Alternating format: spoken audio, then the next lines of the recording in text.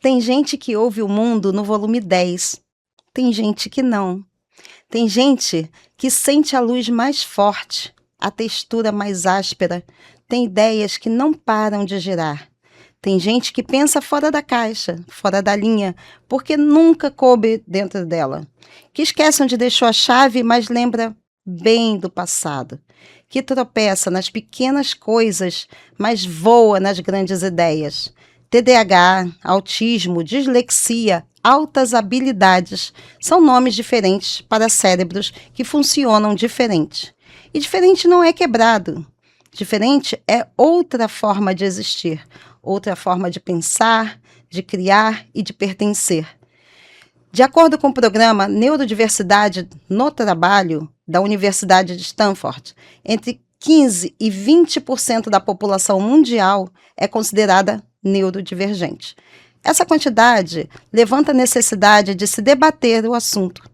Pensando nisso, a FBB vem te lembrar que existem infinitas formas de pertencer. Aqui a gente abaixa o volume do julgamento e aumenta o volume da compreensão. Falamos dos desafios reais, de acolhimento real e dos superpoderes que só quem pensa diferente tem. Se você é neurodivergente, esse é seu espaço. Se você ama, cuida ou convive com alguém, fique aqui. Você vai entender esse mundo melhor. Eu sou Marta Mello, apresentadora do canal AFBB TV, e esse é o programa AAFBB Infinitas Formas de Pertencer. Bem-vindo, a sua forma importa. E aí eu perguntei, quando eu estava vindo para cá, eu perguntei à doutora Moara sobre isso. Um exemplo de capacitismo, que seria muito isso, né? A lei dizendo assim, não, ele não parece, então ele não, tanto, né? ele não parece autista, ou ele não parece, então ele não precisa desse benefício, né? Dá um exemplo pra gente, doutora Moara, de capacitismo.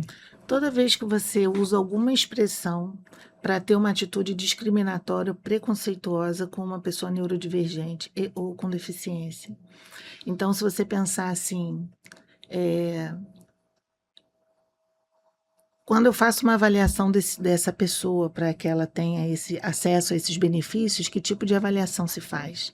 Hoje a recomendação, né, a forma como se faz é a avaliação biopsicossocial. Por quê? Porque se eu olhar só para esse corpo e não entender como esse corpo se desenvolve no contexto que ele está, e emocionalmente, socialmente, eu não entendi ainda qual a necessidade dele que o direito poderia assistir. Então, toda vez que a gente vai discutir como se estabelece os novos parâmetros para avaliação, esses parâmetros são estabelecidos por esforços nacionais de entendimento, considerando a diversidade de casos do nosso país, como a gente pode fazer para que esse acesso seja garantido. Mas ele é desafiador, ele é difícil, porque muitas vezes a gente ainda não consegue fazer chegar a quem mais precisa. Então, são pessoas que têm dificuldade até de acessar o pedido para que aquele processo comece. Ela não consegue nem dar entrada, porque ela não sabe como fazer isso. Às vezes não são nem letradas. Perfeito. Isso seria uma forma até de bloqueio, de resistência para que as pessoas possam acessar os seus direitos, porque numa medida que você cria uma situação que vá restringir, vá criar esse obstáculo para que se tenha acesso à informação, aos direitos, já é uma forma de você alijar. Porque pensa, às vezes você tem uma família, aquela pessoa vem de uma família que não é letrada. Perfeito. Então, se toda a comunicação, por exemplo, é por escrito e ela não sabe ler, ela acessa como?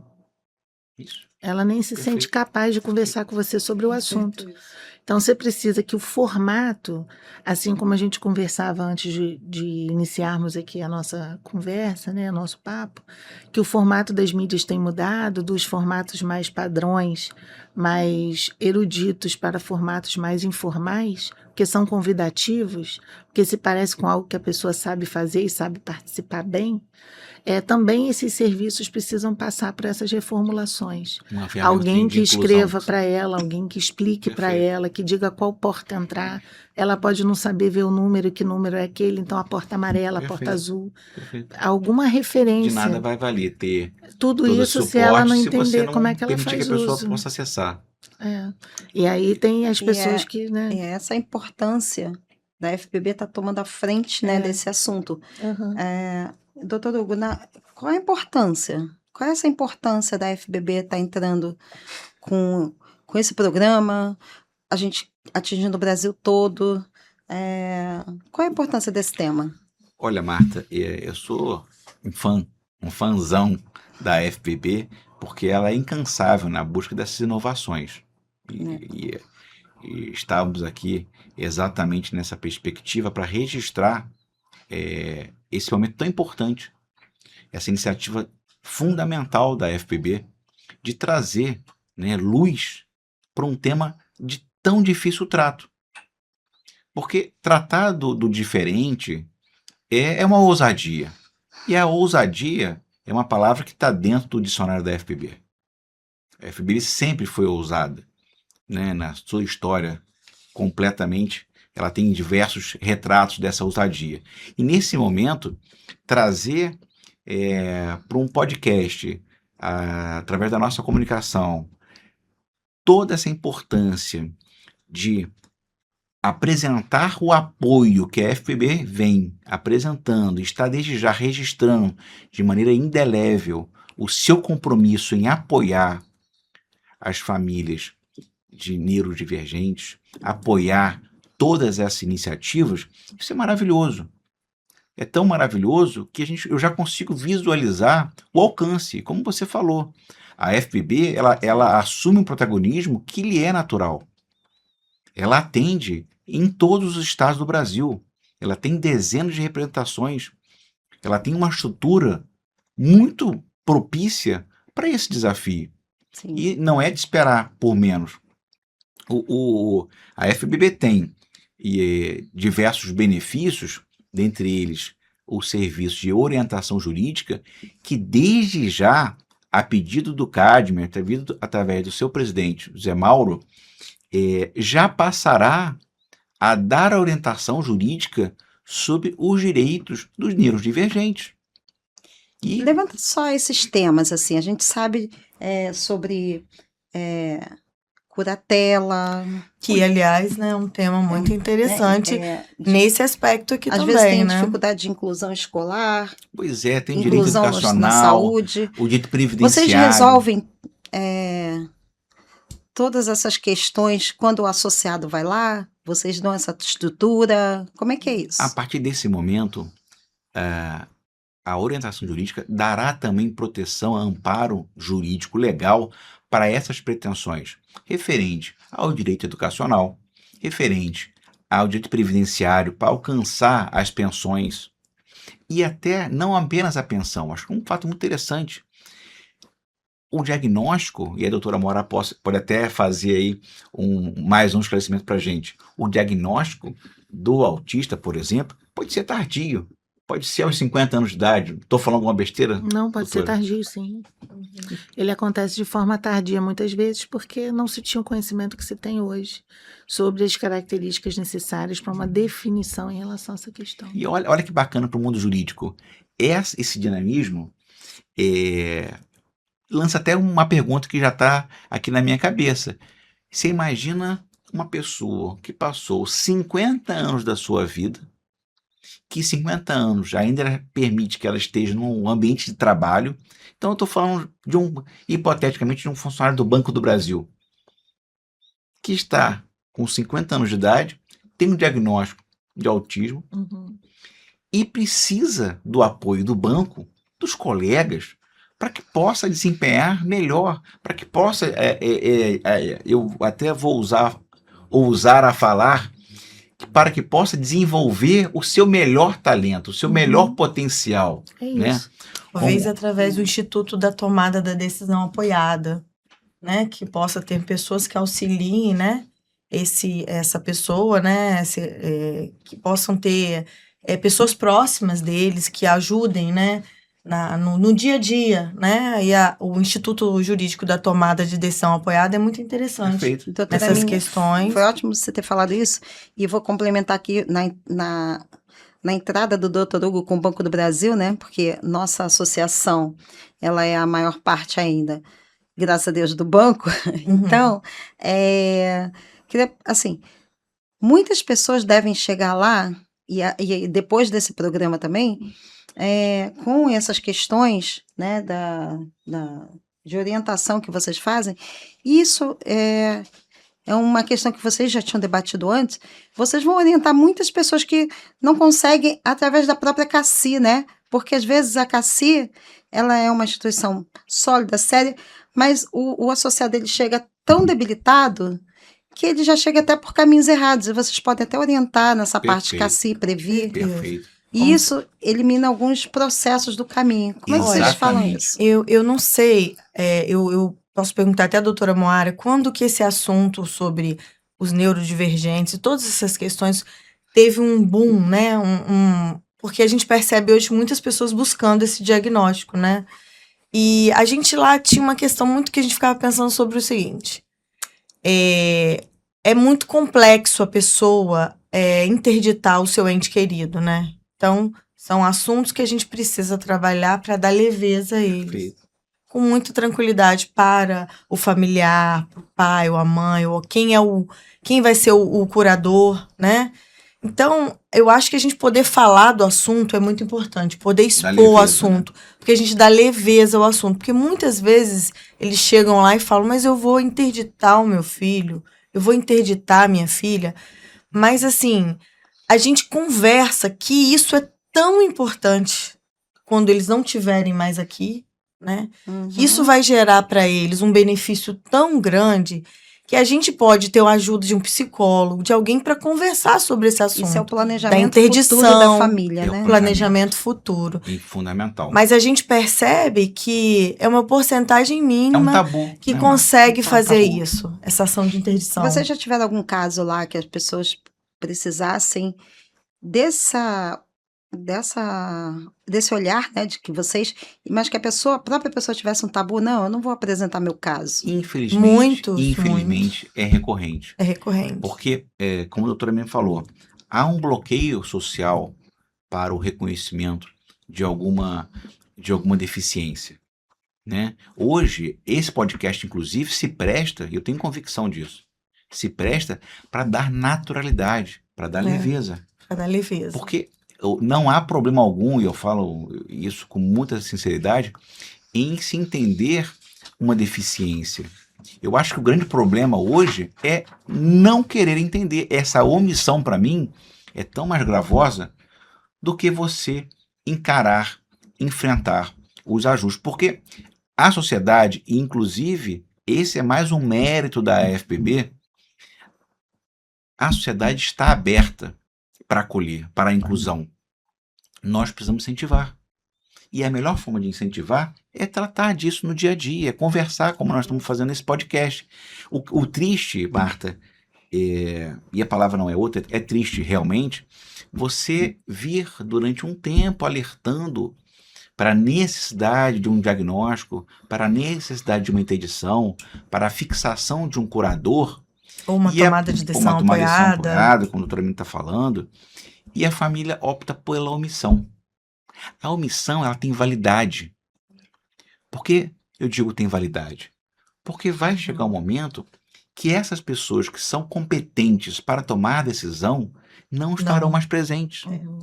E aí, essa omissão, ela vai acabar. Nós porque temos ela vai vários virar casos de omissão lá.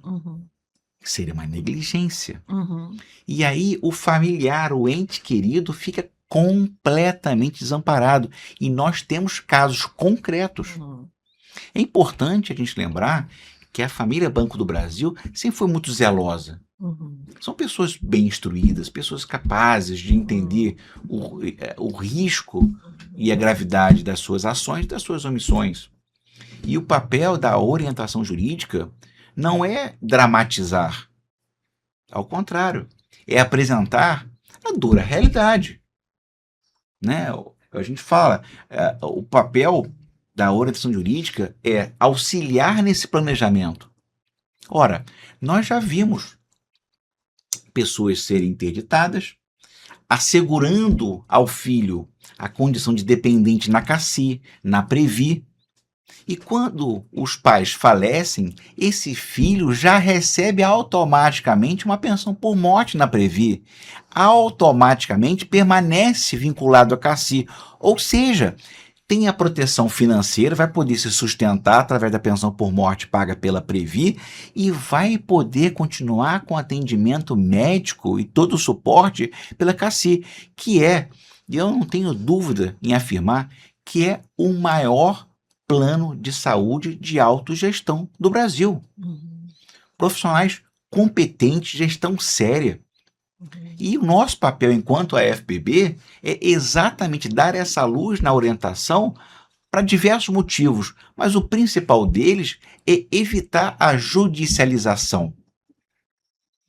Nós não temos interesse, enquanto AFPB, de provocar uma indústria de ações judiciais pedindo, por exemplo, doutora Moara, mais sessões de fisioterapia, de terapia, Na mais verdade, sessões... nós queremos que isso seja garantido administrativamente, não na judicialmente. verdade, é exatamente Porque isso eu o acho ponto. que a efetivação do direito vai ser mais real, né? A tutela efetiva do direito. As múltiplas terapias devem ser asseguradas por natureza, na perspectiva do próprio acolhimento da CACI. Mas esse entendimento tem que ser fruto de um diálogo entre os funcionários, através da FPB e demais atores, Sim. e a CACI, e o Banco do Brasil. Porque isso é uma realidade, tanto para aqueles que estão na ativa, quanto para aqueles que já se aposentaram, ou para seus dependentes, para o seu neto.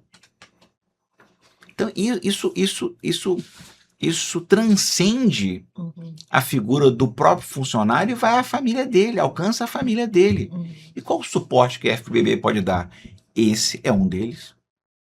A orientação jurídica, todo o apoio que está sendo apresentado pelo presidente José Mauro, todo o CADME, né, com essa iniciativa de trazer luz a esse assunto. E eu não tenho dúvida, no Brasil hoje, pelo IBGE, nós estamos quase 3 milhões de pessoas com diagnóstico de autismo. Eu acho assim uma iniciativa muito valorosa essa da construção desses diálogos, porque a Política Nacional de Saúde, de cuidado da saúde da pessoa com deficiência, por exemplo, ela prevê, ela sabe e ela afirma que só é possível fazer isso quando a gente movimenta os demais caminhos. Perfeito. A pessoa com deficiência não é um assunto da saúde, ele é um assunto social. Perfeito. Com certeza, da Então, quando o sociedade. direito está aqui falando sobre a importância da equipe jurídica, ela está executando o que prevê a política nacional. Ai, que bacana, Mora, você falar nisso, porque é exatamente isso que a FBB quer fazer. Ela quer pegar todos os caminhos que a gente possa aliviar a tensão dessa família, né? Esse apoio total.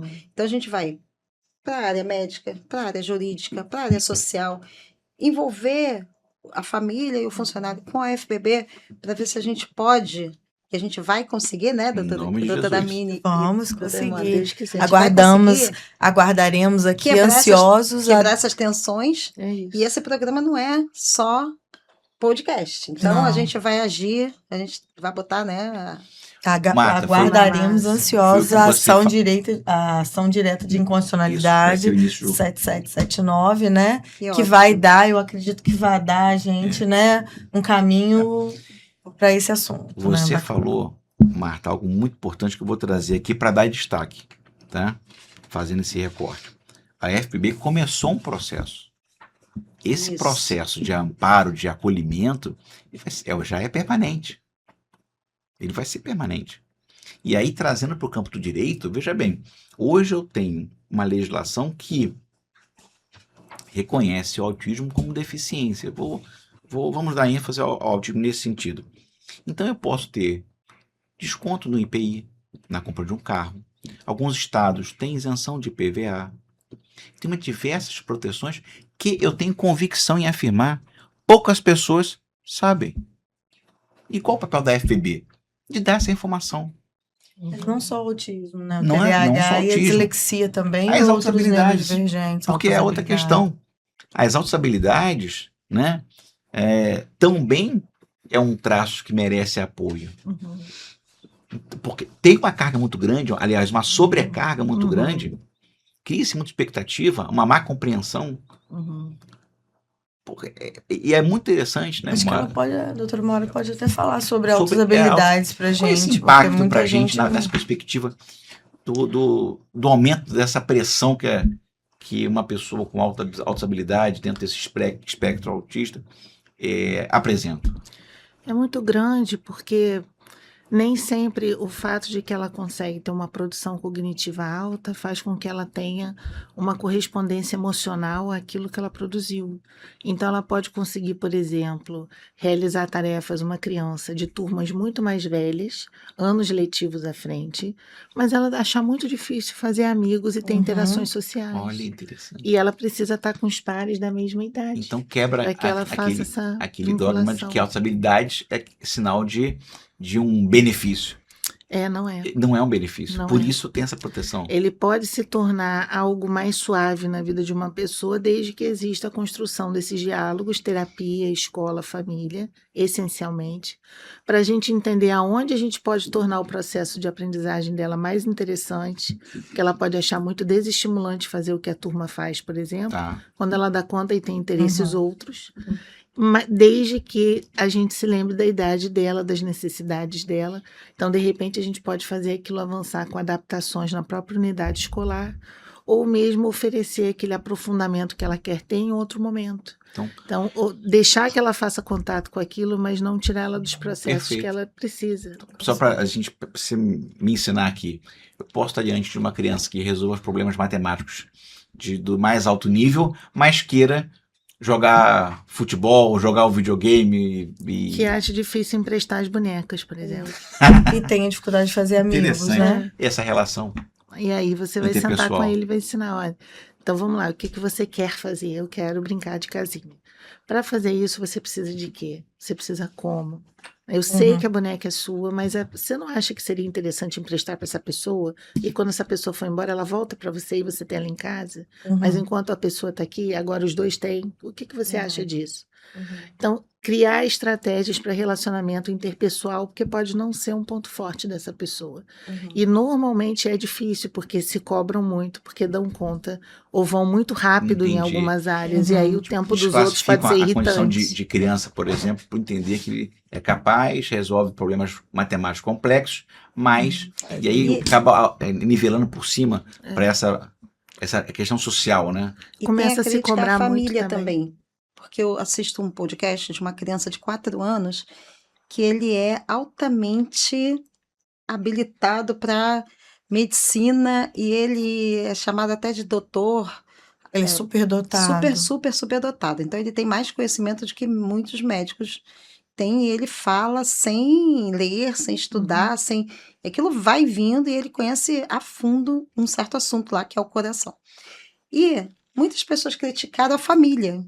Não, você está obrigando essa criança a fazer isso. Essa criança não vejo brincando. Então a família começou a botar a criança para brincar. E eu falei, Deixa Eu ele não dizer o gosto. que ele quer. ele fala, eu não gosto, eu Isso não é gosto de respeitar a brincar. criança, né? Qual é a sua O que você necessidade? gosta? Eu gosto de dar aulas. Também. E aí, teve uma parte interessante que ele falou assim, agora eu estou no psicólogo porque Eu vi. eu vi psicólogo porque eu estou altamente irritada. E meu problema é crônico.